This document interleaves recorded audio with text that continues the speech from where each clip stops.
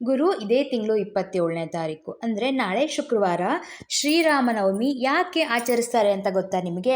ರಾಮ ಹುಟ್ಟಿದ ದಿನ, ಭಗವಾನ್ ವಿಷ್ಣುವು ಭೂಮಿಯ ಮೇಲೆ ರಾಮನಾಗಿ ಅವತರಿಸಿದ ಪವಿತ್ರ ದಿನ.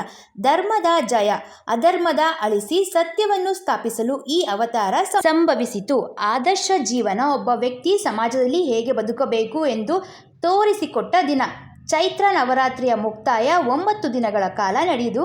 ಚೈತ್ರ ನವರಾತ್ರಿಯ ಶುಭ ಸಮಾಪ್ತಿಯೇ ಶ್ರೀರಾಮನವಮಿ. ಅಷ್ಟೇ ಅಲ್ಲ, ಮನಃಶಾಂತಿ, ರಾಮನಾಮ ಜಪದಿಂದ ಮನಸ್ಸಿಗೆ ನೆಮ್ಮದಿ ಮತ್ತು ಏಕಾಗ್ರತೆ ಸಿಗುತ್ತದೆ. ಕಷ್ಟ ನಿವಾರಣೆ, ಜೀವನದ ಅಡೆತಡೆಗಳು ದೂರವಾಗಿ ಸಕಾರಾತ್ಮಕ ಶಕ್ತಿ ನೆಲೆಸುತ್ತದೆ. ಆರೋಗ್ಯ, ಹಬ್ಬದ ಪ್ರಸಾದ ಪಾನಕ ಕೋಸುಂಬರಿ ದೇಹಕ್ಕೆ ತಂಪು ಮತ್ತು ಚೈತನ್ಯ ನೀಡುತ್ತದೆ. ಶ್ರೀರಾಮ ರಾಮ ರಾಮೇತಿ ರಮೇ ರಮೇ ಮನೋರಮೆ ಸಹಸ್ರನಾಮ ತತ್ತುಲ್ಯಂ ರಾಮ ರಾಮ ವರಾನನೆ. ಈ ಶ್ಲೋಕವು ವಿಷ್ಣು ಸಹಸ್ರನಾಮಕ್ಕೆ ಸಮನಾದ ಅತ್ಯಂತ ಶಕ್ತಿಶಾಲಿ ಮಂತ್ರವಾಗಿದೆ.